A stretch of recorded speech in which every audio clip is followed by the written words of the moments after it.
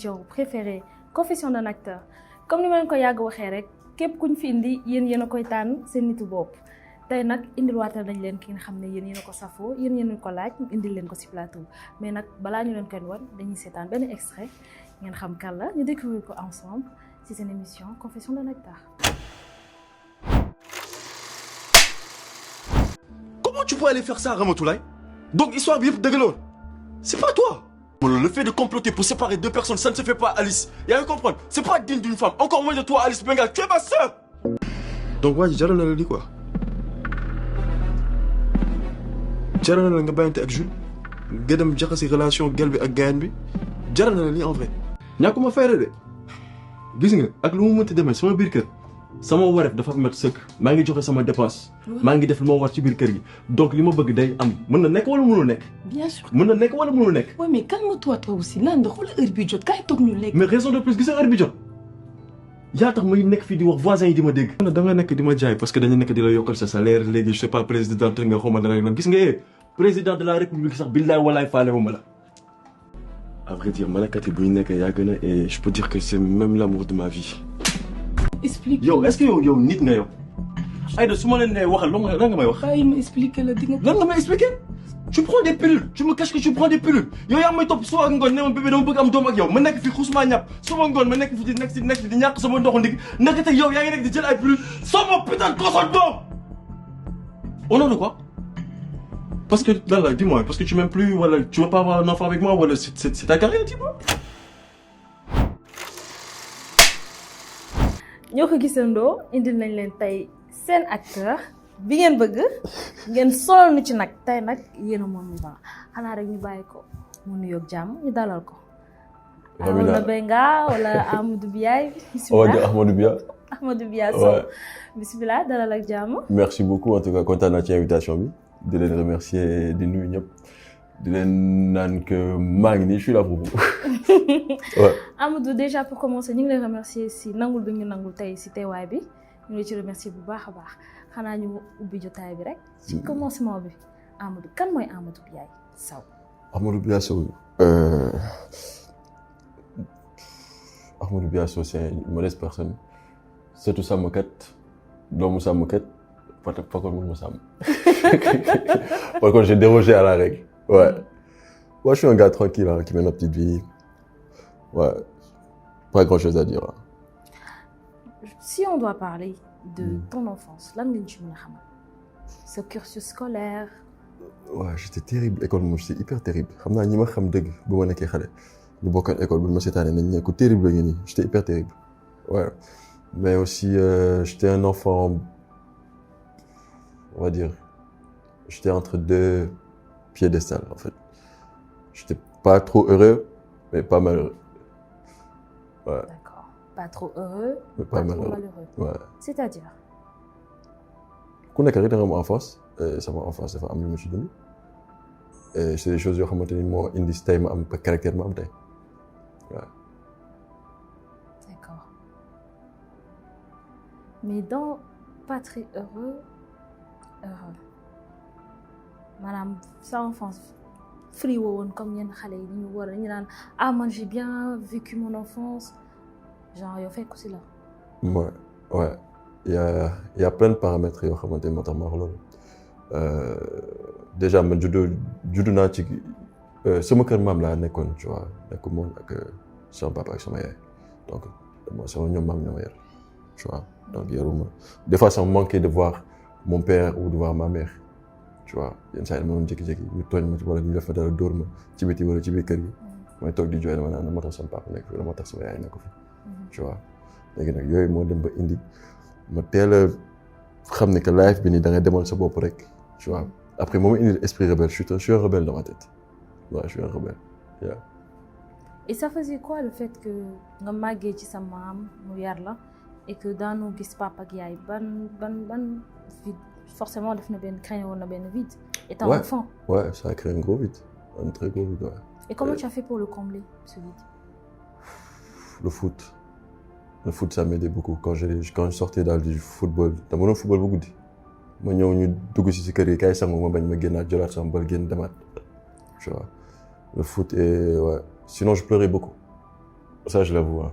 Je pleurais énormément chaque guddi dama doon toog nii di xalaat lu bëri di jooy dama doon namm sama yaay damay jékki di xalaat sama yaay parce que dama doon toog ay mois du ma gis sama yaay du ma gis sama papa tu vois mais genre sama maam bu góor ak sama maam bu jigéen dañ ma combler côté boobu parce que genre comme man ñoom laa jàppoon papa ak yaay mais je me rappelle saa yi ma daan gis sama yaay bu doon ñëw ci kër yi su ma gisee dugg si kër yi rek damay jooy damay daw rek jàpp ko rek jooy yow mais da nga seytaane yow sa yaay bi fekk lu ma jooy maa xam.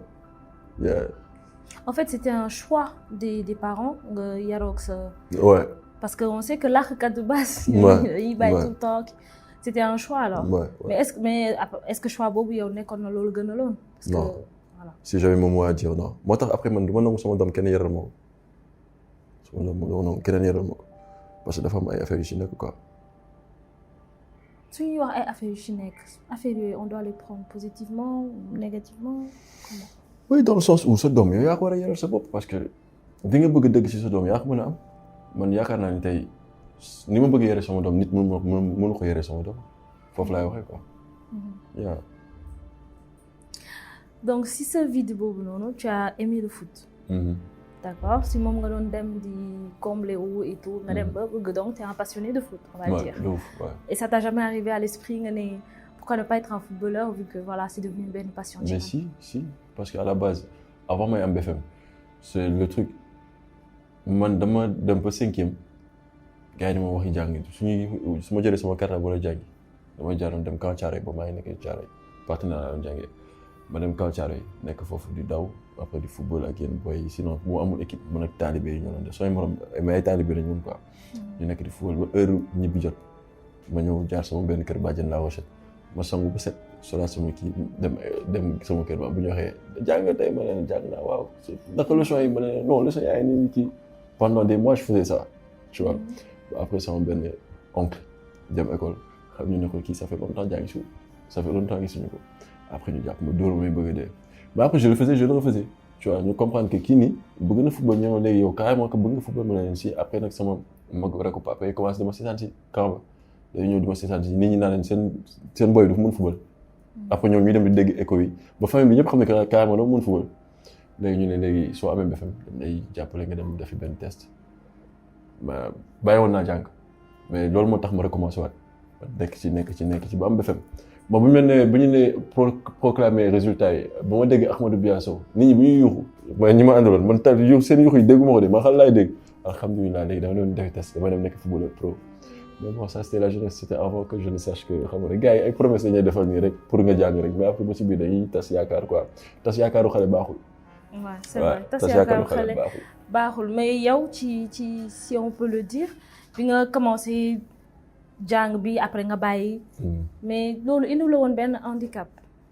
non parce que quelque part samay grands-parents dañ ma bëggoon trop sama maam Abdou Diouf président Abdou Diouf la ma tuddee sama maam sëtam yëpp ku nekk daf la utal tur mais man j'étais sëtam bi nga xamante ni ñëpp xamoon nañ ko muy ay doomam muy samay cousins samay cousines ñi ma mag ak ñëpp xam nañ que moi j'étais le préféré. mu ne leen kii mooy sama sët parce que kii moom may sàmmal samay bëy ak samay nag. parce que je crois que ñi sant Sow maman est deuxième ouais ñi sant ci sëtam ñi sant Sow quoi. mais il avait une préférence pour moi je sais pas pourquoi après il m'a donné le nom du président bu mu gën a bëgg Abdou Diouf tu vois après en grandissant bon bi mu décédé je me posais des questions je me disais pourquoi il m'a donné ce nom pourquoi genre j'ai toujours été son préféré pourquoi en fait si pourquoi ça après je me suis dit peut-être que moi quelque part aussi je suis un élu tu vois. C'est comme ça que je vois les choses. Après je me posais les bonnes questions j'ai trouvé les bonnes réponses. Ouais. C'était quoi tes relations avec tes grands-parents? C'était profond. Tu sais que en vrai bi ma ñàkkee sama maam bu góor laa xam ne que mënatuma am xarit kooku moo nekkoon sama xarit dëggantaan sama maam bu góor dëggantaan ba nii dama naan sama xaw ma nag nu muy demee mais bëgg naa sama caat bu góor ma tuddee ko sama maam et je vais bien le chérir parce que ce vieux-là il a tout fait pour moi yenn saa yi dama bëgg dugg ci ay goutte sax ma bëgg def ay affaire xam nga rek ak jeunesse bi mais su ma daan xalaat sama maam après ça a changé beaucoup de choses et daf may tax damay rus te pourtant mu ngi tëdd ci biir suuf tu vois bu mu gaañoo ak léegi ñaari yoon laa mos a dem si bàmmeelam parce que attanu ma lool te war na am ay 10 ans les gars tu vois attanu ma lool. Des regrets? Pas des regrets, j'aurais aimé qu'il soit là encore parce que comme je t'ai dit quand j'étais gamin j'avais pas ma mère et mon père à côté de moi, donc c'était lui que je voyais. guddi su ma daan saf sax moom ma yëkkati yóbbu ma saf ma dem sawi. su daan xëy di julli fajar day ñëw julli fajar fekk boobu asamaan day bleu, tu vois. Après nga commencé dégg picc naan ci tu vois. Moi j'aimais me réveiller à cette heure-ci muy julli mu ñëw teg ma ci wetam julli pare après moom buy wir mu teg ma uuf ma toog ma ci caayam sama maam bëggoon moo tax ma bëgg caayam. teg ma ci caayam bi noonu après man climat avec noonu may nelaw, tu vois. Et genre ça a créé des choses entre lui et moi, quoi, tu vois. Et le fait aussi que daf ma doon jàngal àdduna ci lu bari daf ma def góor, tu vois. dafa doon sonn ci may julli su ma daan woon julli moom dafa ma doon mel dafa doon dóor, tu vois. dafa bëggoon ma ñu ne ma dafa ma doon wax tout le temps mu ne ma yow sa tur dañ ko war a dégg yow da nga war a nekk président de la république wala ministre mu ne yow da nga war a nekk nit bu noo xam dañuy dégg sa tur mais xëy na nii nañ ko beneen version la quoi ci beneen affaire beneen yoon laa jël beneen voie. Wolof Njaay nee na dund bu sotteegu lu nekk xaj na si. Ouais. Donc, mais de par sa relation avec sa maman, je vois que c'était vraiment fusionnel, c'était vraiment voilà. Et boo ñu mënoon wax tuuti tamit ci sa relation bi nga am ak ses parents. Sa papa ak sa yaay. Ouais, moi j'ai les meilleurs parents au monde. Tu sais pourquoi? Parce que mes parents nekk ñu ay mag, tu vois. Donc après j'ai eu la chance que jàng nañ xam nañ def nañ sama papa voyage na lu bari, tu vois. Sama yaay nekk na nit bu nga xamante ni genre elle est assez ouverte d'esprit, très ouverte d'esprit même. Sama yaay on parle de tout. Sama papa aussi. Sama papa ñu toog ñu waxtaan nii mu jékki-jékki ne ko père sa xale bi romb rafet na de. waaw dafa woo bu nekkee góor nga dama doxaat ko. Ah oui. Pour te dire le genre de relation que j'ai avec mon père. Sama yaay sama xarit la sama yaay sama confidente la sama lépp la quoi.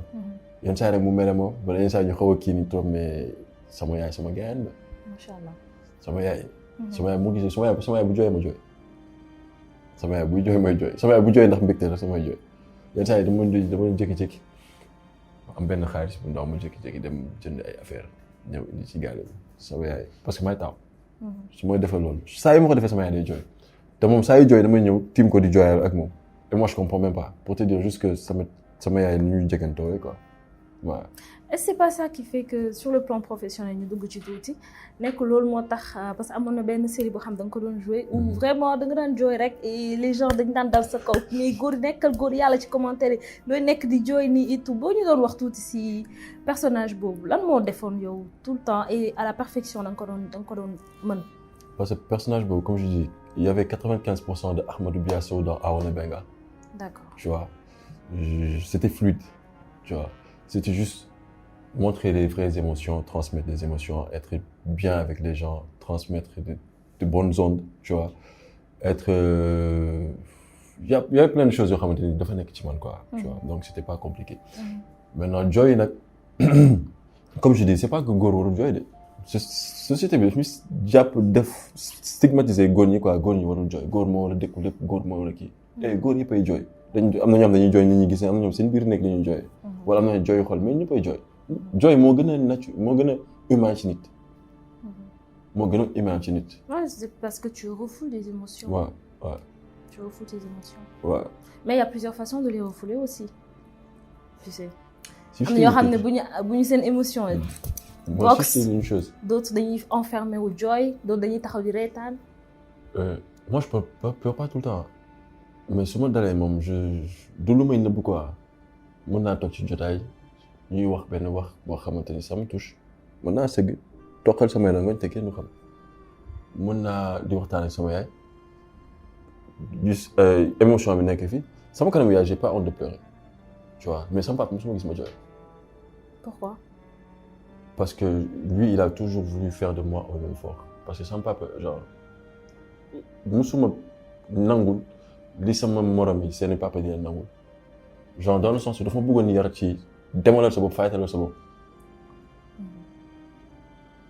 Mon père, je crois que il faut que j'en parle. Parce que dafa ma ne toi jamais tu prends le temps de dire ton père c'est qui. Mais si Sénégal bu njëkk bi mag ñi et tout ça, il faut war nañu xam sama papa.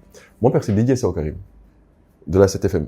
moom daf may temps café avec daf ma doon topp ne ma boo bëggee def cinéma da ngay dem ci Didier Boubs nga ne ko je suis le fils de Sow Karim mu ne Didier Boubs c'est moi je l'ai formé ay Pape Cheikh Diallo et tout ça genre moom ak ay ñoom Michael Souma tout ça génération boobu la xam nga ak Papa yi Liliane tu vois ñoom ñëpp génération boobu la mais moi j'ai jamais été d'accord dem fenn naan man maay doomu diw wala def naa lii non j'ai toujours préféré man jël sama yoonu bopp bëtal sama yoonu bopp ba dem ba amal sama bopp quoi. Ouais. La facile, il a jamais voulu que j'ai les choses facilement. D'ailleurs, ça manquait fàttali ko sama benn anniversaire moo doon am ay 12 ans et tout ça ma ne ko mu fekk ma sama kër maam mu ñëw ci jour ma ne ko papa tey la sama jour anniversaire mu ne ma ah ça va joyeux anniversaire après dem mu toog ma toogaat ma ne sama maam doo wax sama pap mu jox ma jënd gâteau sama maam jigéen wax ko mu làkk ko ci pël quoi waaye bàyyi yooyu kii xam nga waaye bu ma sonal xam nga. bàyyi mu sedd paa bi ba ay 18h mu ne la ñibbi ma ñëw ci bopp waaw sama anniversaire jox ma jënd gâteau sama gars yi dafa ñëw paa bi mbéj na ma tegal taa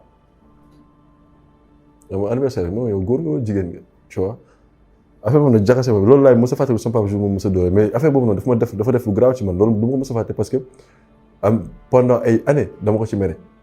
affaire bu ndaw mais nekkul woon plutôt éducation bango wala. éducation bango la oui mais aussi le fait que genre on n'était pas trop proches je le voyais pas trop souvent je voyais pas sama yaay laa doon ëpp may gis donc je voyais pas trop mon père trop souvent tu vois. donc tu es mis à part tes grands-parents tu étais plus proche de ta mère que de ton père. puisque tu voyais plus ta mère. oui ouais j'étais plus doomu yaay laa tamit aussi hein. mais tu n'as pas essayé aussi de créer un lien avec papa non. on a ce lien. En fait, il faut comprendre une chose. Avec mon père, bon, il fait qu'on est c'est des frères. On parle de tout. Genre, il n'y a pas de tabou, il y a air. Son papa, c'est mon gars. Je lui dis mes vérités. Le mot, c'est son papa, c'est mon papa, c'est mon gars. Le mot, c'est son papa, c'est mon papa, c'est mon gars. Parce que son papa, c'est mon tu n'es pas mon fils, tu es mon frère. C'est ce qu'il dit. Parce que peut-être que mon tamid, j'ai le temps inculquer une éducation que je veux faire. mënu ko woon def ci man parce que il était pas là léegi nit koo xamante ni genre sa doom néew tu n'étais pas là quand il était petit su demee ba màgg ba xam nga xam ne que lu mu xam yëpp du yow yaa ko def ci moom après y a pas ce truc de papa ak doom c'est plus c'est entre homme et homme mais man dama ko delloo njukkal en tant que père sama doom sama deuxième doom moom laa ko tuddee. D'accord. Tu vois. D'accord. Donc loolu moo tax il dit souvent que genre tu n'es pas mon fils tu es mon frère. Voilà. Maintenant que papa a essayé de def le gour, mais on va rentrer un peu sur le plan professionnel. Gis nañ benn série boo xam parce que joué nga Mars. Si je ne me trompe pas après joué Cœur brisé où il y a eu vraiment un succès où voilà. Tu as même été un certain temps peut-être même jusqu'à présent le crush des meufs. On va pas se mentir. Mais ci Cœur brisé ce acting vraiment c'est quelque chose boo xam ça pouvait pas passer inaperçu en fait. Parce que sensibilité bi nga doon dégager góor yi dañ la si doon mere pourquoi Arona tout le temps nga daan jooy. Tu étais da nga doon kéemaan de mbëggeel amoo ko donc genre li nga doon def c'était vraiment jaroon na ko pour yow. Non pour la Bible du personnage Arona Benga c'est un gars bi nga xamante ni lui il a perdu ses parents très jeune donc déjà il y a un amour il y a un vide à combler il a besoin d'amour. Maintenant c'est un gars qui est hyper vrai. Qui est aimant et qui protège ce qu'il aime. Tu vois, donc une personne comme ça, tu devrais être hyper sensible et hyper vrai. Donc moi, waral, xëy na xale bu jigéen bi moom seen relation ñoom ñaar c'est pas qu'il quémandait de l'amour, il était amoureux et il croyait en l'amour. Et quand on croit en l'amour, on se donne les forces, on se donne les chances pour y arriver. Pourquoi je dis quémander l'amour parce que en fait on se base sur ce que les gens disent dañuy xool commentaires yi sondage yi et période boobu les gens surtout góor yi dañ la mere woon je me disais ça est-ce que kii du génn sax ñu koj ko dóor ko ci mbedd bi parce que sagalu woon góor yi dañ ko naan mais góor yàlla du jooy la nekk fi dóor ki naan abal leen ma xaw léegi ma dóor ko donc qu'est-ce que ça te faisait toi? Moi c'est quand des commentaires et tout ça là ça me faisait beaucoup rigoler mais aussi ce que j'ai aimé c'est un message qui est passé derrière. mooy comme li nga wax góor du jooy góor day jooy xëy na góor du jooy pour jigéen wala góor du jooy pour lii góor ku nekk am na lu lay jooy mais góor day jooy mais góor du jooy je sais pas si tu comprends ce que je veux dire góor du jooy mais góor day jooy. góor du jooy. mais góor day jooy góor du jooy peut-être publiquement mais dina am foo xam ne dina fa toog jooy fa ci ruq. wala c'est pas ça maanaam góor dafa war a dëgër. mooy góor du jooy mais góor nit la day jooy. D'accord. Je comprends. Nice. Et yow, ça te voilà, daan jooy rek Arona. Ouais, mais rôle bi la. Mais loolu c'était si première saison bi je crois parce que deuxième saison on a vu beneen Arona boo xam ne à la fin da nga ñëwoon en mode vengeance. Qu'est-ce qui t'a poussé à ce que nga jékki-jékki rek du tic au tac de changer? Là on voyait plus Arona buy jooy mais Arona boo xam ne genre li nga ko daan def léegi loolu lay def jigéen ñi. En fait, c'est la société qui change les gens. Da ngay gis ay nit yu baax société bi moo leen di bon loo. Da ngay gis ay nit yu bon société bi moo leen di baax loo. Je crois que c'est la meilleure réponse. Ouais, effectivement c'est la meilleure réponse gis nañ la aussi yaa ngi ci Fassima foofu tamit boo ñu mënee wax tuuti ci rôle bi ngay incarné foofu. Alors kaay ma wax la Fassima Alioune Badara on va dire c'est la représentation typique de l'homme sénégalais lambda, tu vois. Puisque dans les foyers ici, c'est hyper compliqué de vraiment vivre son amour ou de vraiment avoir son choix tant qu'il y a les parents. Tu vois. Et Alioune Badara, il vient, il marie une femme boo xamante ni déjà dafa am benn rang social mu war a gérer femme boobu noonu. Parce que moom la bëgg mu war a gérer yaayam bi nga xamante ni bëggul femme bi parce que femme bi gëmul lu yaay ji gëm affaire teralaate affaire xam nga da nga war a dem def nii te loolu dafa am ci société bi. Léegi un homme qui est départagé entre deux femmes de sa vie entre sa mère et sa femme léegi après loolu nga war a mën a gérer beneen affaire mooy sa liggéeyukaay góor boo ñàkkee sa liggéey mooy ñàkk nga sa xaalis boo ñàkkee sa xaalis mooy ñàkk nga sa baat sa kër. Tu vois nga war a gérer ñett yooyu noonu stress su amaat liggéey ak sachant que milieu bu Alioune Badara bëgg percer c'est le milieu de l'art te xam nañ ni art Sénégal c'est hyper compliqué parce que ici les gens ils ont pas la notion dem di jënd ay tableau ay millions. Non tu vois un peu donc imagine nga boole loolu yëpp dugal ko ci benn personnage Alioune Badara c'est un personnage là. Il est très stressé c'est un gars très stressé. Ça fait quoi boo génn ci personnage boo duggaat ci beneen personnage préparation boobu. Bah des fois ça vient du tic au tac des fois ça te prend du temps. C'est-à-dire. Des fois tu es là tu xam nga dafay am ay jours da ngay yeewu rek genre je suis Alioune Badara je suis dedans avant que may dem tournage rek xool samay textes et tout ça et tout dinaa pare tournage ba war a ñibbisi mood boobu may nekk en fait damay bëgg denc ko pour durée wu série bi yëpp donc dans ma tête chaque jour je suis Alioune Badara je me brosse les dents je suis Alioune Badara quand je dors Alioune Badara du moment maa ngi ci projet bi comme ça je suis beaucoup plus flexible nga xamante ni damay mën a am bañ a réer xam nga des fois da nga seetaan benn affaire nga xam ne kii carrément que genre dafay il joue mais genre il joue rek juste pour jouer. Mais pour que nit ki lay seetaan di gëm carrément que kii nu muy def nii neex na wala mu gëm ne carrément que lii dëgg la il faut que tu fasses un avec le personnage. Mais à quel moment se détacher du personnage parce que su fekkee ne fii ba tournage bi di kii yow il faut tout le temps nga nekk ci mood boobu il faut tout le temps que tu te dises dans la tête ça c'est Alioune Badara mais à quel moment tu vas te détacher du personnage pour devenir Amadou Biaye. C'est moi quand je dors à part ça bon xam naa dès que je me réveille je suis Alioune Badara ba série bi jeex. Quand aujourd'hui pour nga dugg ci personnage ça demande benn entraînement psychologique comment ça se passe. En tout cas moi je me mets beaucoup devant mon miroir. da ngay répéter. beaucoup de fois devant ton miroir. Des fois sax su ma amul texte damay toog nii ma toog jàkkaarloog sama seetu def sama caleçon def sama teg ci benn costume wala benn affaire nii comme si genre maa ngi tournage genre Aïda tu peux me passer mon truc s'il te plaît après j'imagine que ma mère yéen ñaar ngeen soofee mën na ko yaay aju xaaral bàyyi nii def xam nga léegi les trucs que je fais damay mën a am sama gestuelle ak yu bëri si sama kanamu seetu donc ça fait que quand su ma jàkkaarloo ak caméra genre day gën a fluide. mais bu fekkee ne que yow rek yaa nekk sa néeg benn man nii wala benn cheikh romb la gis dañuy jàpp ne kii est-ce que day paaru. waaw mais c'est ça l'art être artiste être fou. Parce que là tu te crées en fait des personnages dans ta tête yoo xam ne ñoom ñoo la war a accompagner yow ci li nga nekk nii ci acting bi nga nekk.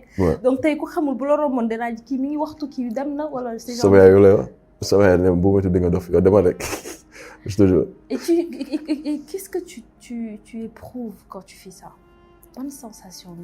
Je me sens hyper bien c'est le seul moment bi nga xamante ni damay fàtte sama bopp. Quand tu tournes. Quand tu prends benn yére personnage. dafa mel ni en fait nga jëloon ma tëdd nga jël benn saako ceeb teg ko sama kaw 50 kilos nga teg ko sama kaw xam nga dama yëg poids bi. su may tourner dafa mel ni da nga yëkkati saako bi. Pourquoi? Écoute, je suis un éternel incompris. Tu vois. Dans ma tête, on vit à plusieurs dedans. Il y a plein de facteurs, il y a plein de choses. nañ ko jàppee ci life bi dañ naan life bi yombul rek tu vois donc le seul moment où genre je peux vraiment oublier tout ça et être tranquille c'est le moment où je tourne quand je tourne moom je suis soulagé bilaay su ma dem tournage damay kontaan. dañ naan life bi yombul mais il faut mu xuus foofu ak yow. tuuti tey jii quand tu tournes tu dis que da ngay kontaan parce que j'ai l'impression que su ma jàngatee li nga wax c'est benn moyen d'échappatoire là en fait. où tu t'échappes. et tu es peut-être maanaam li nga bëgg mu am loolu ngay tourner. tu as compris. D'accord. Tu as compris. C'est ça. Pourquoi cela, Alioune Badara? Parce que su ma sañoon lépp lu mu war a demee te demeewul noonu loolu laay jël indi ko mu demee noonu tu vois. Est-ce que mën nga répéter waat? ma ne su ma sañoon. lu ma doon sañ su ma sañoon lu mu war a demee affaire bi lu mu war a demee. te demeewul noonu foofu rek laa ko mën a def mu demee noonu. Comme quoi pourtant l'adage dit on est maître de nos actes. C'est très clair. On est maître de nos actes. Ouais, c'est très clair. On est maître de nos actes. Mais juste que on n'est pas maître de notre destinée. Parce que l'on moo ko bind. Par contre, dans le cinéma... Il y a la destinée et la prédestinée. Oui, je suis d'accord. Mais destinée, le destin, yàlla moo ko bind. Yàlla moo ne ala kulli haal lii ak lii ak lii ak lii day am. Man nag lu yàlla bind mun ma ci dara. Mais dans le cinéma, lu ñu bindal personnage bi man ma ko war ko incarner man maa ci mën dara. J'adore être au contact des choses. J'adore avoir le xam ne nii c'est moi je décide. Et je pense aussi que c'est pourquoi tu le joues à la perfection parce que rôle bu ñu la mën ci jox que ça soit ci mœurs, que ça soit cœur brisé, que ça soit facilement machallah yaa ngi ko def à la perfection. Et parmi ces rôles yooyu yëpp nga jot a def c'est sa parcours. Sur le plan professionnel. ban nga gis rôle boo xam ne ça te correspond le plus. boo xam ne ni que xam nga ne que lii genre joué nga ko neex na la et t'aurais aimé que ta vie soit ainsi. Arona Benga, j'avais une petite vie de milliardaire, tu vois, tranquille avec ma sœur, ma petite chérie, tout va bien. Si ce n'est que à part Joy. Les aléas de la vie. Oui, si ce n'est que les aléas de la vie, mais j'étais tranquille là. J'aurais aimé que ce rôle-là me suive partout, que ce soit pour de vrai. Non, quoi. Mais Arona, est-ce que le rôle boobu tamit topp la ba léegi. Topp na ma kay. Topp na ma de. Abdoulaye topp na ma. Topp na ma. On va rentrer sur ce cas privé. Sur ta vie privée. Oui. Arona, tu étais marié il y a quelque temps. C'était très loolu mënul ñàkk. Amina. Raconte-nous un peu, yow ak madame. Tu es toujours mariée? Non, je suis plus marié. Je l'ai déjà dit. Tu es divorcé. Ouais. Tu l'as déjà dit. Mais am na ñoo xam ne xamuñu ko woon ci. waaw loolu lépp lañu mën a xam nag. waaw mais xam nga nag am na foo xam ne boo fa tollee moom moo taw sa bopp. waaw loolu la nag c'est ça qui est chiant rek. te yow nag foofu nga toll nag. moo taw sa bopp. bilaay. Donc am na ñoo xam ne peut-être dañ doon wax ne kii sama crush la mais maintenant il est marié donc voilà j'ai pas de chance. Et peut-être aujourd'hui c'est l'occasion pour elle. L'occasion, ouais. On sait jamais. Mais ce que je peux dire, c'est que c'est vrai que je suis encore à apprendre. Mais actuellement, je crois que j'ai la tête à autre chose. Franchement, tu vois, je viens de sortir fraîchement d'un divorce.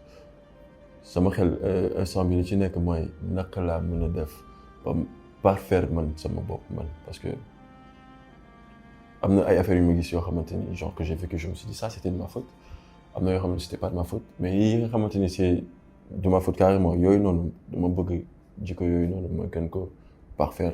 Tu vois, être un homme d'exception, être prêt mentalement, psychologiquement, être prêt sur tous les plans, tu vois, avant mes khalat lenen quoi. Moi tant instant minimum, je suis encore à apprendre mais c'est quand même. Mais après divorce comment tu l'as vécu? Ça n'a pas été facile, hein. Une rupture c'est toujours quelque chose bon, c'est dramatique. Surtout que c'est un mariage. Hein. Et je croyais vraiment en nous, en notre potentiel. Je me disais que voilà cette fois-ci c'est la bonne et que je m'entendais bien avec la personne, tu vois. Et c'est pour ça en fait mon rôle qu'on est anytime pour ñëpp xam ne que genre am naa ku ma nekkal ki laa bëgg soxlatuma keneen, tu vois. wan te damaa tàmm benn affaire man su ma nekkee sama jigéen dama koy yëkkati du ma ko nëbb, tu vois. Mais bon donc on va dire que juste que yàlla moo ne woon que foofu lay yem mais franchement au début j'ai mal vécu ça, je l'ai mal pris, tu vois. Donc là, je l'ai mal vécu. Hein. J'ai vraiment mal vécu. Parce que demain, il t'a beaucoup dit, attends, mais c'est fini là, putain. C'est pas vrai. Donc, avec tout ce tralala qui coow li yëpp donc fii lay mujjee quoi après des fois ma toog je fais la part des choses après je me dis que après tout je suis un homme ça devait arriver peut-être que expérience là ci war a mën a jëlee pour après ma xam fa lay gën a mën a teg sama tànk c'est tout mais je l'ai mal vécu quand même mais léegi leen alhamdulilah léegi moom ça va Donc, tu as passé le cap. ouais je fais passer ouais. Bon, moi aujourd'hui je suis man nekk naa ko xam ne je t'ai côtoyé. Donc on a partagé ay coulisses ensemble. De ouf de très bons moments. Ou vraiment. Ouais. Animation bi yaa ko doon gérer. Bilaay man bu ma gérer kaay nga gérer animation yi. Donc je me suis permis en fait tey de te demander ce état d'esprit aujourd'hui c'est comment? Parce qu'avec tout ce c'était les montagnes russes hein, ouais, on va c'est dire. Montagnes russes. Donc avec tout ça aujourd'hui comment tu es?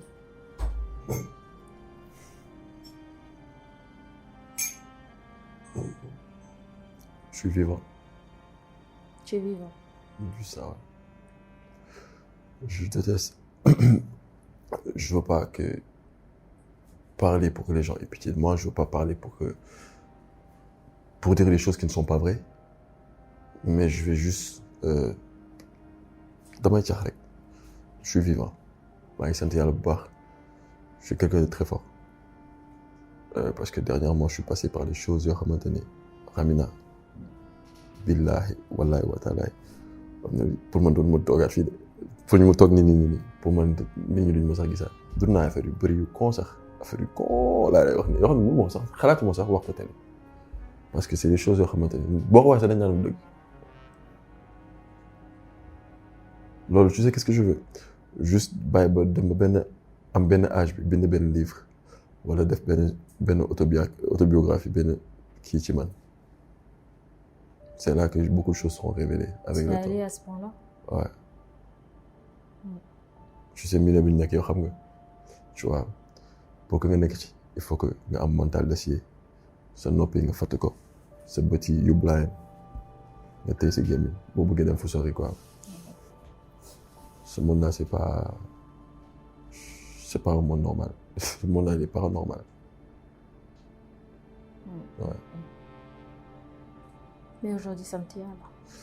Toujours sant yàlla gis nga man bu muy gën a métti nga may fekk maa ngi bëgg a dee soo ko ñëwoon ne may nu mu demee waaye gars maa ngi cool nice fekk maa ngi bëgg a dee tu vois ba muy gën a métti day dama naan nice quand ça va alhamdulilah quand ça va pas ça va. Mais yaa ngi wax ci biir wax que da nga bëgg bind benn livre pour parler des choses que tu as eu à vivre mais bu ñu ci mënoon partager quelque chose. Si c'est pas trop indiscret. Il y a plein de choses hein. C'est juste pas dernièrement c'est benn tracé sama life bi yëpp tu vois bokk na ci li ma gën a metti moi mes parents ils ont divorcé hyper tôt très très très tôt la seule fois où je me suis rappelé que sama papa ak sama yaay bokk man toog naa sama papa toog sama yaay toog mooy jour bu sama doom judd lu grave la lay wax su ma demee sama benn kër xarit gis mu toog ak gis papa ak yaayam jusqu'à présent loolu daf may dal dafa am j'ai un pincement au cœur tu vois aussi le fait que ma juddu ci kër famille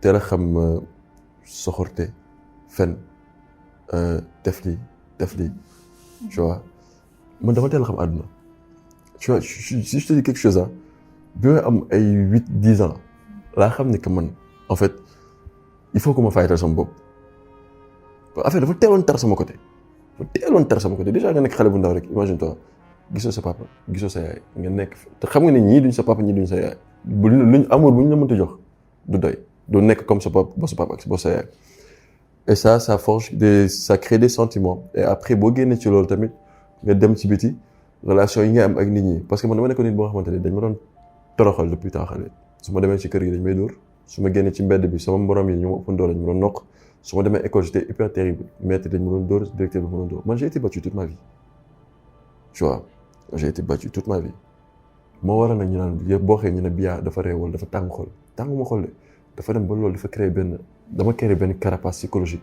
soo may dut baaraam may tàq. Donc tu es toujours sur la défensive. Toujours c'est psychologique, tu vois. Et ça fait partie des choses yoo xamante ni j'aurais bien aimé def ko ci benn film, tu vois, wala def ko ci benn livre, expliquer carrément samay ressenti yu gën a profond, sama jardin secret, tu vois. Le fait aussi de vivre, tu sais, au Sénégal ici, nit ñi dañuy gis rek bañ la. am na dañuy gis bëgg la ne mais am na dañuy gis rek bañ la parce que defoo leen dara. te loolu dafa bëri ci ay góor surtout ci góor ñi xam nga yéen jigéen sax garaaw dama koy dund. man fu ma gis ma dem fenn ma gis sama moroomu góor boo xam ne daf ma jël apprécier ma teg ma fi ma ko teg moom. te du ma dégg après ay wax ci ginnaaw wala ay def ci ginnaaw c'est très rare. te pourtant man xoolal comment tu me vois comme ça 1m95 je sais même plus combien de kilos je suis un cœur maanaam xol bu entier. man xanaa nga def ma lu mu metti moo tax may réagir mais sinon amul soxor wala amul mbañeel wala amuma esprit traîtrise parce que dama teel a dund genre solitude man genre j'étais gamin je me sentais seul jusqu'à présent je continue de me sentir seul et j'ai une phrase que je dis tout le temps je dis bu may ñëw en fait je suis venu seul et su ma xalaatee que genre je vais mourir seul et que sama bàmmeel man kese maa fay nekk kenn moo fa fekk lu dul samay jëf ak yàlla sama borom ma ne genre j'ai pas peur de la solitude quoi et donc dama ko tàmm mais li ma gën a métti mooy temps bu ndaw bu ma war a def ci kaw àdduna bi nii dama ko war a bokk ak ay nit parce que fu may dem di dellu man kese maa fay nekk dama tëdd bëgg naa su ma demee tëdd foofu am fa ay souvenirs yu nice mais entre temps bu ndaw bi nii ñu ma ko bëgg passer ñoom ñoo koy yàq dañuy yàq sama xol bu yàq sama état d'esprit yàq sama âme comme je disais tout à l'heure yenn saa c'est la société qui change les gens yenn saa da ngay bëgg baax pour nit ñi après nit ñi ñoo tax nga bon mais man dama nangu loolu dama nangu nit ñi bonal ma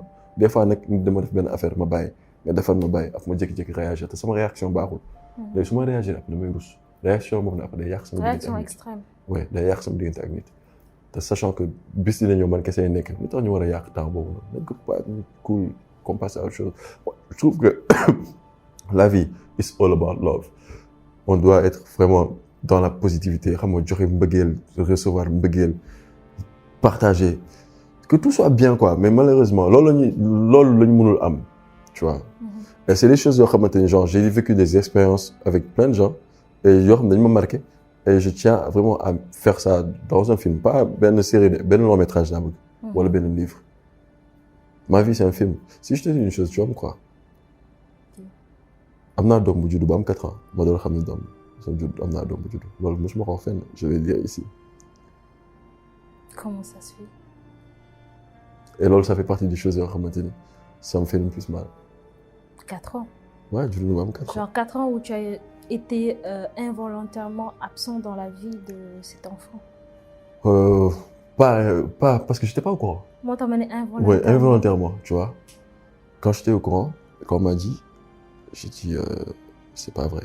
On m'a dit que diw de yow su ma gis sa doom yi anytime dama nga gis mu nekk foofu noonu xam nga di nekk ci gàll bi foofu ma ne ko kan ma ne sama doom boobu xale la instant boobu ma ne ko sama doom xale la ma ne non ki ma la wax mooy bon pour pas wax tur bi quoi mu ne ma doom mu ne ma ki nga nekkaloon et tout ma ne ah bon dafa am doom ma ne ko non c'est pas vrai même si te effectivement kooku noonu dañu temps boobu ñu nekkoon bu ñu avant ñu bàyyante daf ma ne tu es genre que je suis enceinte bon maa ngi am ay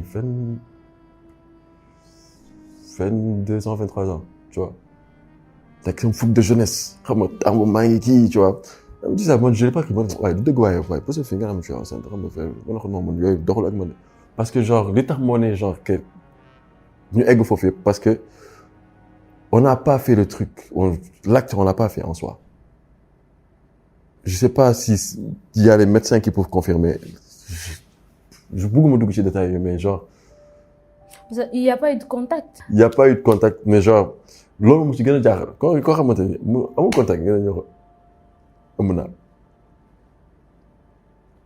Mais tu sais que maintenant la médecine elle est vraiment avancée où tu peux faire des tests ADN et tout pour prouver si vraiment c'est ton enfant ou pas. C'est mon enfant. Boo ko gisee chez moi tu as vu c'est mon fils. Mais c'est 4 ans après que je suis parce que kooku dafa jàppoon bu mu ñëwee di wax ak man ma ñàkkal fayda loolu noonu ñàkkal fayda affaire boobu noonu moom daf ci mer.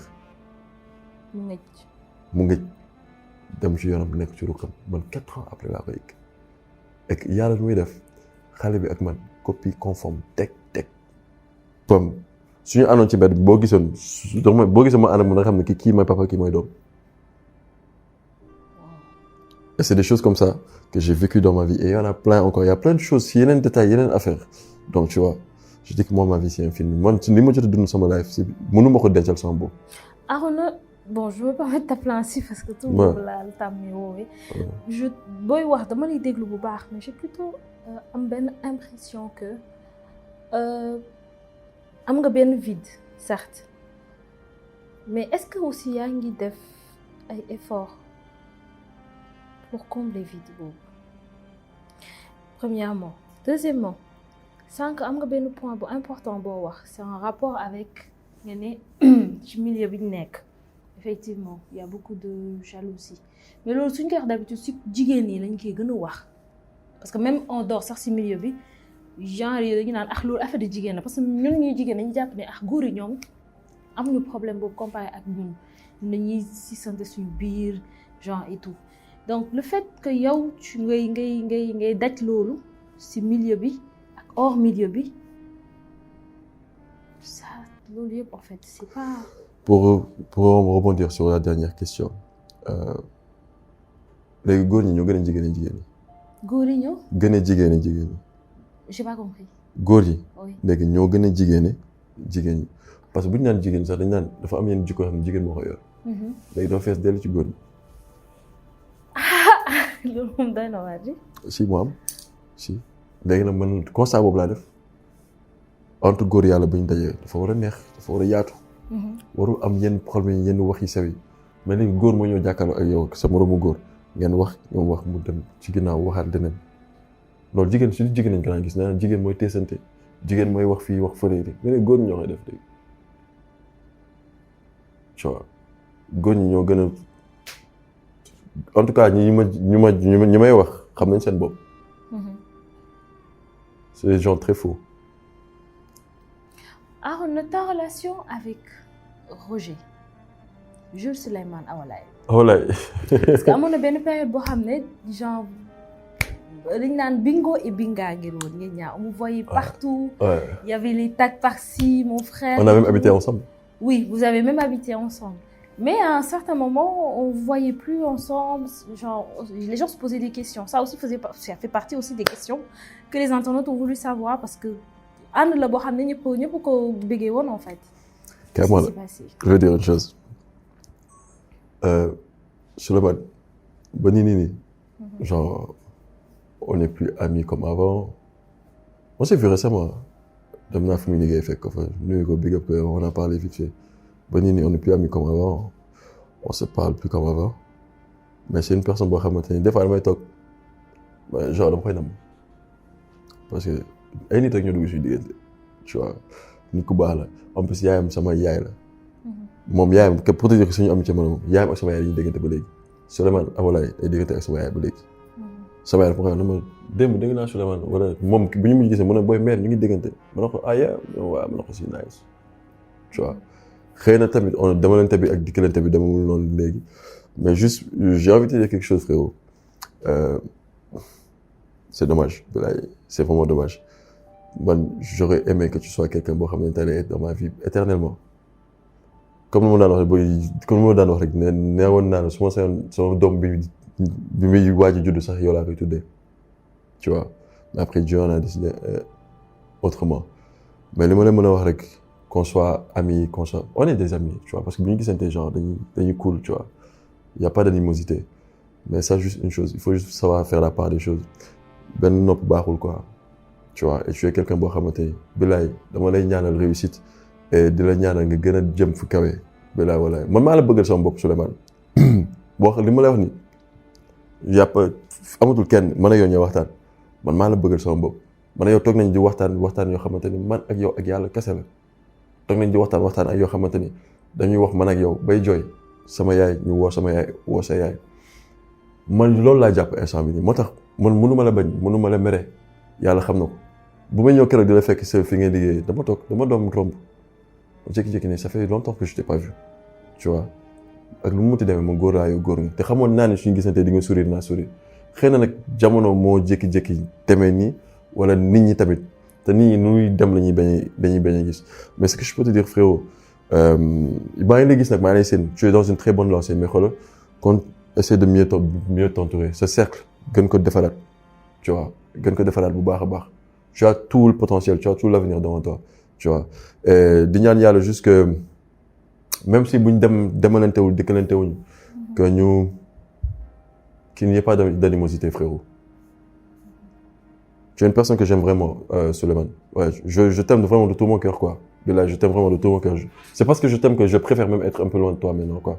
Parce que yow bëggoo gaañ kenn bëggoo kenn mer loolu rek mooy ce problème bëggoo kenn mer mais des fois nag il faut que des fois nga jël yenn décision yoo xamante ni quand il faut dire non il faut dire non quand il faut dire oui il faut dire oui tu vois parce que des fois di nga jël décision yoo xamante ni da ngay gaañ ki nga xam ne moo la gën a jege tu vois y a pas d'animosité entre nous deux.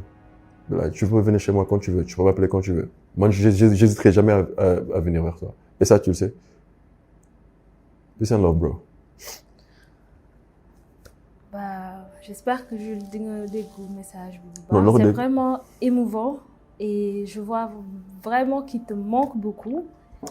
Et j'espère que yàlla dina. Souleymane dama ko xeexal. Tu sais pourquoi? Souleymane, tu sais pourquoi mooy metti en fait des fois su ma toogee di xalaat yenn affaires yi genre nit ñi di ma laaj Roger ana Roger maanaam dañ dem ba dëkk nekk complice nekk frère mu xam ma sama lépp ma xam ko léppam Souleymane bu amee lu ko metti man moo metti tu vois ma jékki-jékki j'ai rien compris tu vois. ay nit ñoo dugg seen diggante wala. ouais loolu kese la parce que Souleymane mënoo taxaw ne lii laa ko def man mënoo taxaw Souleymane ne ko nii ma def juste que quand une personne change. Tu comprends pas. Magum jëmm la, tu prends tes décisions aussi. Mais vous êtes deux hommes. Pourquoi vous ngeen bañ a toog wax? Dernièrement, mu ngi seetaan ma wax ni dernièrement dama dem fekk fu mu liggéey dama ko wax kaay dama la soxla. Fekk on est resté longtemps, on s'est pas parlé, on s'est pas vu. Bu mu génnee mu xool ko mu xool la fa ree ma ree pour te dire tellement que moom sax comprendre ma. Bilaay mais dara si on doit passer par ça on doit passer par ça aussi tu vois. Seytaane fu mu xajul rek lay dugg. waaw parce noonu que man j'ai été témoin de votre ànd yéen ñaar. sincèrement seen dëkk bi aussi et après d'un coup on vous voit plus ensemble donc les gens se posaient beaucoup de questions mais lan moo xewal pourquoi Arona ak kii alors que ànd boobu Sénégalais yi bëri dañ ko bëggoon. dañuy xool sax comment les gens tout le temps sur les réseaux comment les gens vous taguaient ànd bu mel bi lañ bëgg genre vraiment c'est des frères et tout les gens même dañuy jàpp ne yéen ñaar depuis ba ngeen peut-être ba ngeen nekkee xale ngeen xamante parce que fusion bi ngeen amoon yéen ñaar. man ak moom vous complétez en fait. man ak moom ci Cœur Brisé plateau Cœur Brisé lañ xamante. plateau Cœur Brisé lañ xamante après tàkkali ko wutuñu mais ci suñuy waxtaan après ñu dem mu présenter papam présenter ko sama papa ndekete papam ak sama papa dañ doon ànd temps booy. tu vois un peu donc dafa mel ni dafa am benn affaire bu war a xewaat rek ci à travers nous après ñun bi ñu yëgee loolu nag ci lañ gën a dëggal suñu ànd. yaayam sama yaay la de man tey jii am ak problème Souleymane daf may def problème parce que du ma xam du ma jàkkaarloo yaayam laa xam moo tax damay daw meel tu vois nit ñi ne dañuy jaxase rek nit ñi dañuy wax fii di wax fële di def fii di def fële. mooy li ñuy wax rek ci milieu bi. waaw bilaay góor yi et tout. bilaay nit ñi dañuy jaxase fii. parce que da nga ko dund. waaye dama ko dund et man ce qui me fait le plus mal c'est je le cache pas moi je suis une personne je suis entier. gis nga tey si je dois te dire c'est du noir c'est du noir si c'est blanc c'est blanc tu vois man li ma gën a métti bokk seen ci li ma gën a métti li ma ñàkk Souleymane quoi ba xam naa ne moom tamit bokk na ci li ko gën a métti parce que c'est une tête pensante dama jëloon affaire yi ba teg ko ba pare amoon yéene ci moom maanaam joobam sax moom su ma ñëwee ne ma boy dama war a def li nii dama jël loolu àngu ko woo samay nit wala dem samay réseau et def li nii def comme si c'était mon propre truc tu vois après nit ko ba dem ba ci biir ngeen gis ni carrément que nekkatoon na après tu te dis boy pourquoi j'ai fait tout ça. mais est-ce que tamit nit yi seen ànd bi ñu lañ bëgg woon. ànd bee neexoon nag non walaay xam na loolu ànd bi dafa neexoon de yow sax ma ci toog man kese je me pose je me dis putain boy lu ma la wax nii matul 3 jours wala 4 jours damay sangu sama xel dem ci Souleymane benn affaire boo xam ne dama tey di sangu rek jëkkee di ree bilaay c'est un gars magnifique c'est un gars en or. moi personnellement j'ai espoir que xam naa ne bés boo leen toogee dëgg waxtaan lépp dina de parce que ni naan bëgg du bañ ci olof ñaay wax donc man j'ai espoir que bés boo leen toogaatee waxtaan Jules j'espère que yaa ngi may dégg bu baax xamante nañ entre ñun sa frère la sa xarit la voilà ngeen bokk milieu bi tamit ñëpp xàmmee leen yéen ñaar bu ñu xoolee Arona xool gis la donc je me dis que waxtaan war na mën a am bu deelee sax ñu yóbbu leen place de l'Obélisque comme foofu la ñuy ñaxtoo lu xew fa la ñuy defee marche bi foofu yéen ñaar ngeen jubóo incha allah. mais jubóo question bàyyi teewuñ de. non xam nga bu baax li ma la wax.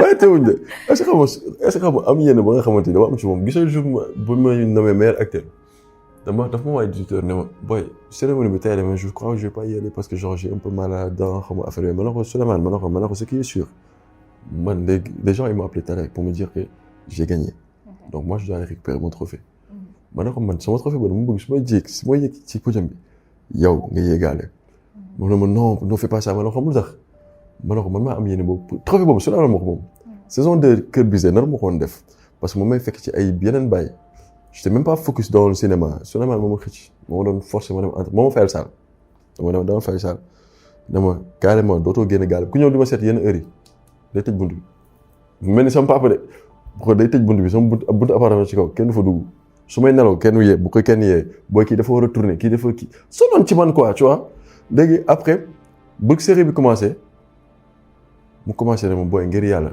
jàppale ma quoi nit ñëpp nee nañ xam nga instant bi tu es tête en l'air que ça va pas marcher xam nga rusloo leen quoi ma ne ko Souleymane ma ne ko je vais faire ça pour toi ma ne ko bii saison bi ñu paree may gagné trophée barki alxuraanul karim mu ngi may seetaan ma ne ko su ma gagné trophée du pour man pour yow la mu ne ma booy loolu rek nga mën a def wàccoo ma ak ñoom mu ne booy sonn naa parce que lu nekk lañ may wax mais nit ñi dañuy ñëw ci man di yàq lu nekk ñu naan sa xarit bi di sa xarit bi laa ma ne ma wax jooju ñu wax jour bu ñu am bu may jëli trophée bi moom laa ko jox trophée jour boobu laa koy gis baax yàlla c'est mon frère maanaam même si on traîne plus ensemble on se voit plus c'est mon frère dans mon cœur ñaan naa yàlla sax xolam mu dem doxal ci côté ma doxal sama côté bañ dem ba nekk ay milliardaires ñu door a toog boobu la gën a neex daa ko ne entre temps tu as fait quoi man entre temps j'ai fait man ne ko yow entre temps tu as fait quoi man ne ko voilà on a réalisé ci on a réalisé ça dañ jël direction bi nii des fois dañuy jël ay yoon yu parallèle pas parce que waruñu daje mais xëy na ci moment boobu noonu ku nekk da nga war a jël sa yoon am leneen loo dem découvrir leneen loo war a def après pour ngeen dem daje ci rond point bi waaw. Je suis entièrement d'accord avec toi sincèrement. Arona on va parler comme li nga xam ne moom la ñëpp xamee mooy art bi nga def le acting bi. waaw Arona ban mooy sa séquence boo xam ne joué nga ko mais qui t'a risque.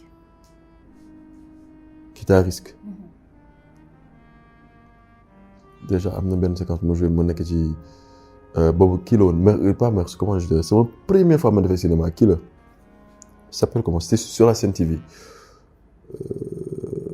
j'oublie le nom moo la gënal damay nekk ci kii bi doon xam nga dama ci amoon benn rôle bandi genre j'avais une double vie je menais une double vie mais léegi dama am benn gars boo doon joteel ci affaire bi c'est mon acolyte dafa yoroon jaasi su ma xamoon kii wu référence épisode bi dinaa la ko woon dafa yoroon jaasi léegi ñun war a nekk dañu war a xuloo man ak moom quoi tu vois léegi munuy téye jaasi moom nii dafa téye jaasi bi nii di wax ak man léegi bu ngi wax ak man téye kii bi maa ngi fël loxo bi tout le temps maa ngi wax man ni ngi joué maa ngi fël loxo bi pour te dire l'intensité du jeu maa ngi fël loxo bi ba benn instant maa ngi sentir ni mu ngi jéem kii may jéem a loxo pour jéem a tourner jaasi bi genre nii la rombé gis nga sama nii genre sentir naa ngelaw bi nii genre lii xam nga li ko dagg mooy dégg nga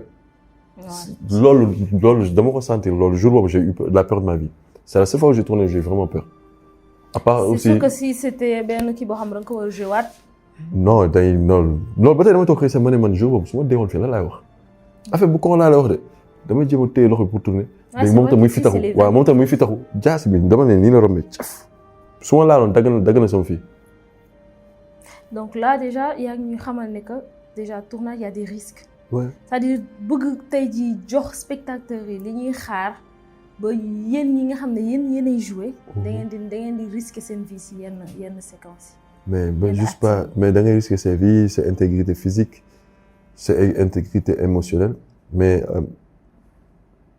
dernièrement j'ai joué dans Fassema ay la tëgg na ma mbéj boo xamante ni mais mbéj damay génn ñëpp ñu bëri ñu ma naan mais yow mbéj bi est-ce que dëgg la wala mbéj bi est-ce que mais pour parler de mbéj yi pourquoi yéen seen maison de prod bi pourquoi amoon na tamit benn invité bu ñu fi amoon moom it bu wax nee na seen mbéj yi c'est pas des trucs truqués ay mbéj dëggantaan. ay mbéj dëggantaan la ma ay la daf ma mbéj ma kaaw dama teewoon benn chaise mi noonu ci ginnaaw nii bu muy wax nii bu muy mbéj dama soo centre naa ni maa ngi dem mais téye naa chaise bi nii genre juste pour être dans le jeu mais daf ma mbéj ma kaaw.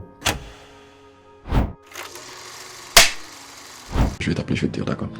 Carmen mais Alioune Badara lan moo war a rey Carmen yow. Je sais pas, je te jure. non.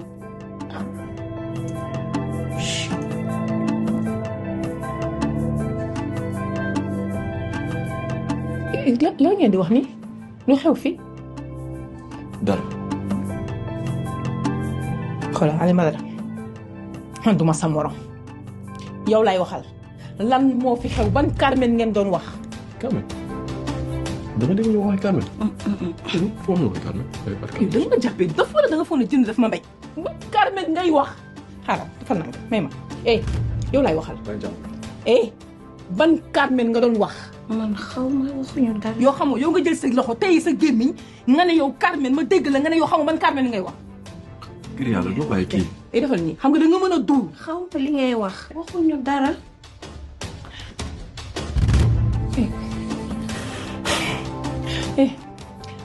ban Carmen lan moo dal Carmen yow laay waxal. S'il te plaît, est-ce que tu peux faire une chose pour moi, s'il te plaît? Pense à notre enfant. Bàyyi 1 2 3 nga nekk ci xër-xër ngir yàlla ak yonent bi tu es. yaa ba ban Carmen ngay wax lan moo dal Carmen wax la ak man regarde-moi les yeux dans les yeux et dis-moi lu dal Carmen lan moo dal Carmen. Théo m'a dit que Carmen est. oui waxal yow laay waxal. calme-toi. dis ce que tu veux dire. yow xanaa gëmatoo yàlla. lan moo dal Carmen. xanaa nekkatoo jullit. lan moo dal Carmen laa lay laaj lan moo dal Carmen. Elle est décédée. S'il te plaît, calme-toi. da ngay duul ñun ñëpp ay duulkat ngeen. D'accord.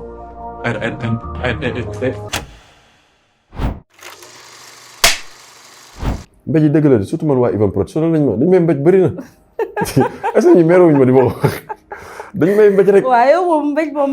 man moom 1 2 3 temps. Comme quoi, c'est vraiment pas facile en fait def ay tournage parce que comme je le dis encore une fois, je me répète, li da ngeen di bëgg jox internet yi ñi di seetaan plutôt li nga xam ne loolu la ñuy xaar ba yéen vous mettez à risque mais bu weesoo loolu forcément am na tamit ay séquences yoo xam ne joué nga ko yoo xam ne neexoon na la ou toog nga wéet yow kese et tu étais vraiment fier de toi. genre séquence yooyu noonu en fait. luy tax séquence bi ma gën a bëgg du moom la nit ñi di bëgg moi généralement nit ñi ñu toog ne ma boy ces séquences dafa dope ces séquences dafa lii bon dama koy xool en vite fait quoi c'est mais moi c'est plus dans les des séquences boo xam ne dafa am profondeur c'est plus benn. Donne-moi un exemple. am na benn séquence boo xamante ni c'était dans Cœur brisé mooy bi may jàkkaarloo ak seetu bi.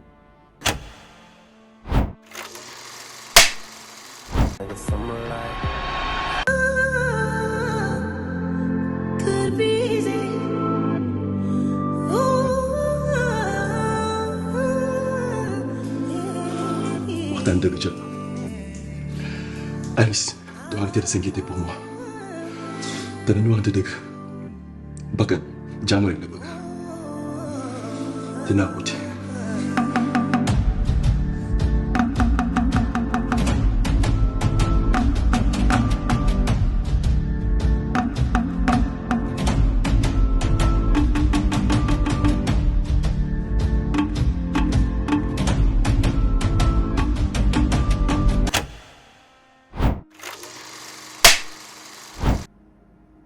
Ça, j'ai aimé mon regard là. J'ai aimé, moi, je vois une double personne. Et moi, ça m'arrive des fois, je sais pas toi. Mais ça, d'autres de mon rôle, c'est à part sur mes répétés, avec son bob. J'ai l'impression que ça, je me suis de me gis benen nit. Su ma fixé seetu tuuti dafa mel ni damay gis beneen nit dama ragal seetu. Même su ma répétition yooyu su ma koy def damay taal lumière bu bëri wala ma ubbi fenêtre yi mais seetu guddi du ma xool affaire bu grand laa lay tegal. Ça m'arrive yenn saa yi ma dafa mel damay gis beneen nit sama biir kanam damay gis beneen kanam affaire bu con laa lay tegal. Mais ça fait quoi après? en fait ça me fait peur ça avait des sama kii day taxaw tu vois chair de poule et généralement aussi su ma ragalee loolu après su ma demee tëdd su ma tëddee guddi gi damay mel ni damay sentir am na ku tëdd sama wet matelas xam nga matelas boo ci tëddee soo ci tëddee boo keneen tëddee da ngay sentir boo ci kenn toggee da ngay sentir que toog nañ ci wala tëdd nañ ci loolu laay yëg loolu laay fil di nga wax garaaw na de. ma wax la benn affaire benn anecdote bu ndaw il y a 3-4 mois on va dire 4-5-6 mois vers janvier comme ça on est en quoi? On est en octobre. Janvier dama am problème mu nelaw parce que quand genre je dormais damay fàtt damay nelaw mel ni dañ ma xoj tu vois su ma daan tëdd nii sax damay saa yu ma tëddee chaque guddi damay jékki-jékki tëb yuuxu et su ma tëddee nii genre su ma bu lépp lëndëmee genre dama yaram day daw su ma jógee julli. C'est comme si boo tëddee da ngay sentir benn présence. oui en plus damay gis ci gént ay gént affaire con laa lay wax instant bi nii loolu moo changé daf ma ragal lool. C'est pas un mélange de rôles boo xam ne da nga imprégné wu et tu n'arrives pas à te détacher wala parce que moi j'arrive pas à te suivre.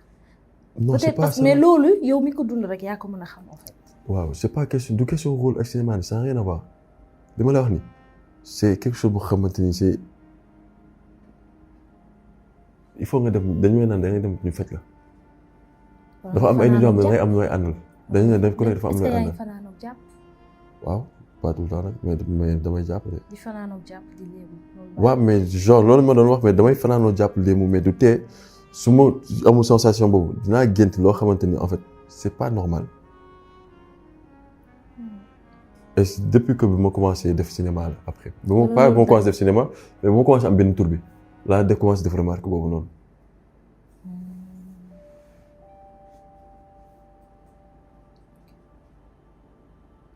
Je comprends. tu vois yombul après dañ naan waaye il faut nga jug sa bopp il faut nga def lii il faut nga def la parce que def du mën na ba am parce que Sénégalais la ay kii naa am naa ay samay mbokk dañ ma dem doxal leen dama leen dañ ma wax ma ne dañ ma yóbbu fii bu ma yóbbu ñu ne ma lii ak lii lañ la def lii ak lii ba pare lu ci gën a garaaw genre duñ la jox tur mais dañ lay décrire maanaam fi nga nekkoon fi nga lekkee woon 4 mois wala fi nga demee woon dañ lay jox benn affaire boo xam ne benn indice boo xamante ni dëgg la comme tey dafa mel ni comme tey man yow ñu toog ñu ne toog nañ yow bërki dem toog nga ci benn pièce ak benn gel ngeen di doon wax amoon na ay caméra amoon na ay kii décrire la léegi lu kooku bu la waxee ni kooku jour boobu am lii ak lii am na lu la fa dal après tu vois un peu. C'est comme ça. Ça rapproche un peu du mystique. Oui, c'est pas ça rapproche du mystique, c'est mystique. Instant bi jàpp julli rek moo ma war. moo tax gars yi dañ ma jékki. Donc en grosso modo si on doit déduire ce que tu dis c'est-à-dire que toi tu penses que yow sa gént yi wala ce qui li lay dal nii dafa rax mystique. Déjà de un nit ku nekk da nga am àndandoo. ku nekk yàlla daf la booleel koo xamante ni genre da nga am àndandoo. man dama judd ci famille mystique déjà de un sama yaay daf ma koy nee na ku judd sama maamu góor ñun ku judd suñu famille ci sama côté maamu góor muy ay doomam ku ci am doom ba 7e jour sa premier guddi bi ngay fanaan bi ngay judd ba 7e jour dafa am lu lay wër jaan bu lay wër suñu tanem jaan waaw te man jaan rek laa ragal jaan kese laa ragal mais bu ma waxee loolu ma ne ko mais c'est bête parce que man jaan rek laa ragal mu ne non loolu suñu kii la du ñuy aar la yaa ngi comprendre dafa am fo boo ñëwee dafa am suñu ñay sangee dafa am suñu ñay kiyee tout moo tax dañuy tere rek unku ñun luy reptile doo ko laal te ku nekk dafa am àndandoo boobu ma lay wax démb dama toog sa benn kër xarit ñu ngi toog di waxtaan ba si yàgg ma jékki-jékki gis benn unku boo xamante ni fu ma mënti dem billaahi wallaahi wa taalaahi dama koy gis bu ngàndale genn bu dañ ko dagg genn bi dafa gàtt ba pare dafa rose démb kii ne ma sama xarit bi ma ànd ni mën na ma jël seede dañuy nekk que mu dafa doon def ay shoot démb su guddee dama jékki-jékki mu ma shoot ba si yàgg ma gis affaire bi traversé nii ci mur vite fait frut. sama yaram commencé ma ne man genre affaire bi ma bëgg dofloo xaw ma si mon imagination xaw ma mais gëm naa ne nit ku nekk dafa am loo àndal te après genre loolu mën na nekk ci jëmm mën nay maanaam métamorphosé wu nekk ci jëmm pour feeñu la wala lenn est-ce que comprendre fu mu may wax. si je vois un peu. yaa xam naa fi nga waxee. après on est en Afrique et on dit l'Afrique et ses mystères mais tamit comme li nga wax rek dama la ci fekk si effectivement ku nekk da ngay ñëw ci àddina suñu borom am lu mu la. boole nga ànd ak moom la ñuy wax àndandoo. mais man personnellement si je peux me permettre man je te conseillerais plus ngay foo toll di sell. loolu mën na la ci dimbali sama yàlla la ma wax. foo toll ngay yor jàpp di sell bu rate benn waxtu julli bu ko rate. di wird di tudd turu yàlla lu bëri loolu mën na la ci dimbali bon si yeneen mots yi dañuy naan roqiya am nañu naan roqiya am na mais man personnellement man je pense que peut-être loolu ça pourra t'aider vraiment ça va. ouais tranquille mooy sama même conseil la sama yaay di ma jox. voilà léegi Arona lan nga mën ñu wax tey jii loo xam ne dund nga ko mais nga kontaan parce que depuis bi ñu commencé waxtaan bi je sens plus en fait de la tristesse du vide et quelqu'un qui a de l'amour à donner mais qui sait pas comment s'y prendre parce que à force de donner tu recevais le contraire en retour et aujourd'hui tu te braques et tu veux plus. C'est ça? Ouais, tu veux plus. Je suis fatigué en fait. Je veux juste être neutre, tranquille dans mon corps.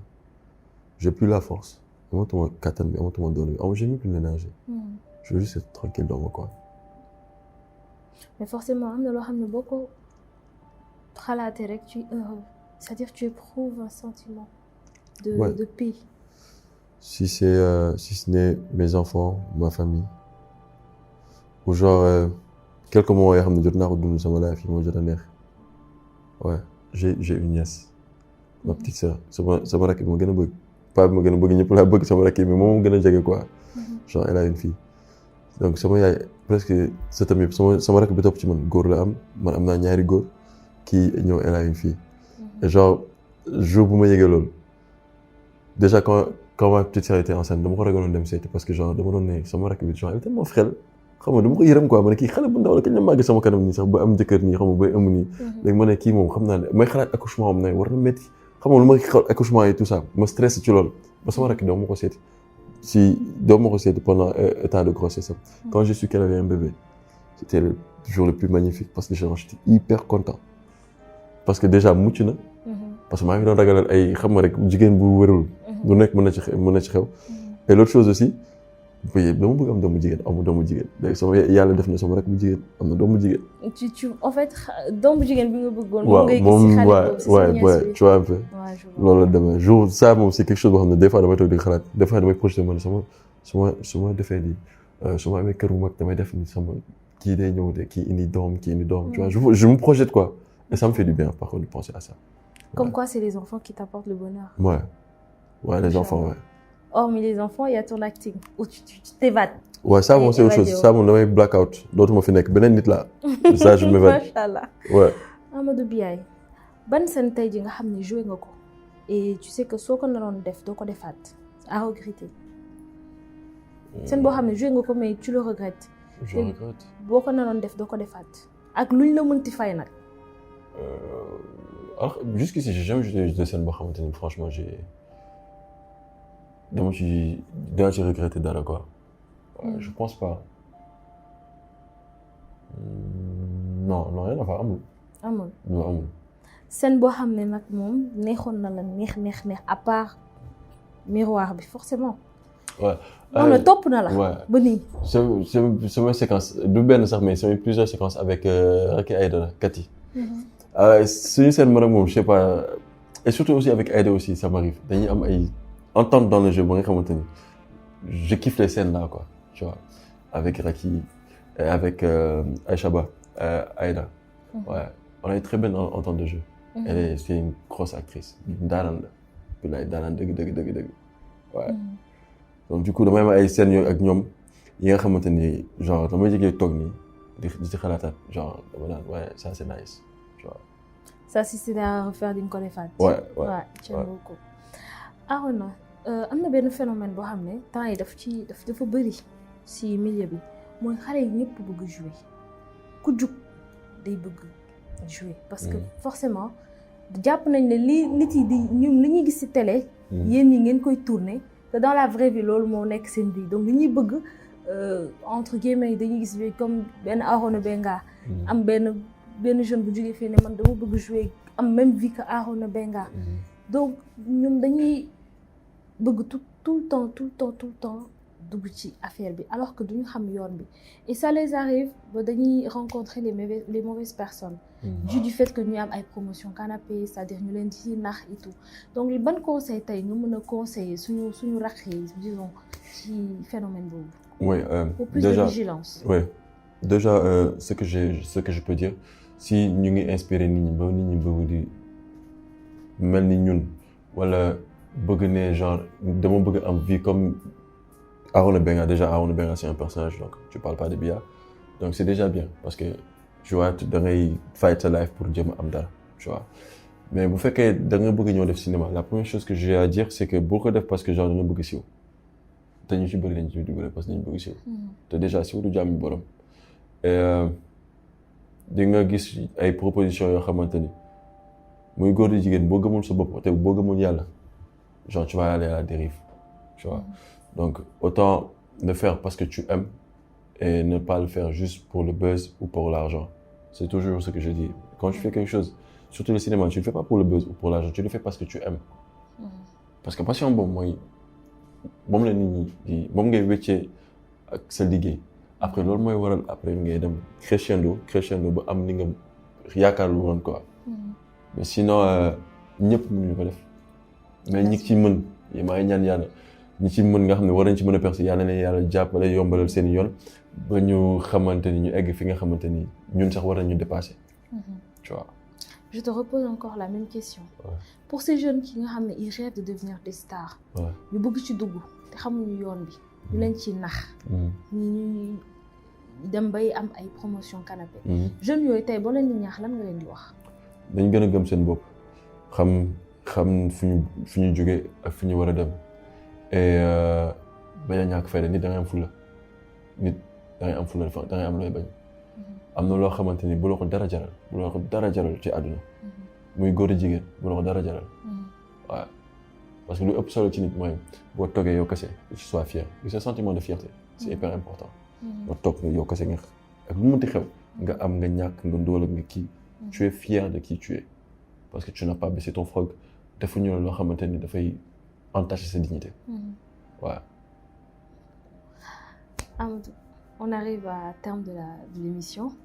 xanaa ñu bàyyi la nga nuyu nga tàggatoo plutôt on va dire. Tout d'abord moi je vais te féliciter parce que tu m'as tenu en haleine depuis 5 mois mel ni ko gis beneen nit man tu vois te pourtant mu ne partage nañ ay plateau nekk nañ ay tournage pendant ay semaines mais franchement yaa ngi koy def yaa ngi ci et je te félicite vraiment. Merci. C'est vraiment ton truc. Pour confession d'un acteur c'est quelque chose boo xamante ni man je trouve ça très bien parce que comme ça ñun ñu am fu ñu mën a amee suñuy baat fu ñu koy mën a sànnee quoi. Tu vois c'est quelque chose bi nga xamante ni pour ñun la donc maa ngi ñaan sama mbokk acteurs yëpp bu ñu fi diggee. ñu ñëw jàpp ci liggéey bi jàppale la surtout yow comme ça nga xamante ne affaire yi gën a jëm ci kanam et pour ñi ñuy seetaan maa ngi leen ñaan jàmm di leen ñaanal salaam di ñaan suñu dëkk entente di ñaan ñu ñëpp ñu juboo am cohésion sociale comme ça nga xamante ni lépp lu ñu sumb rek après day mën a sotti quoi bu xol yi leeree rek affaire yi lépp naat. amiin waaw comme ni ko waxee rek bu xol yi leeree rek jàmm day sax te bu jàmm saxee rek lépp day baax mais nag du ma tëj émission bi lu dul avant tout di le remercier déjà ci teewaay bi nga ñëw vraiment on est vraiment honoré de ça. Ouais, c'est pas facile hein. yow ñoo far yaa ko fa am. bu weesoo loolu maa ngi remercier aussi suñu sponsor suñu taa madame Diatta comme d'habitude mise en beauté bi moom rek laa si wóolu di remercier aussi waa kër gi moo ñu ngi gërëm bu baax Cheikh bëgg lekk aussi ñu koy gërëm Matar Seck aussi du ñu fàtte xanaa rek ñu leen di wax dig daje ci beneen plateau ak suñu beneen invité ci seen émission Confession d'un acteur.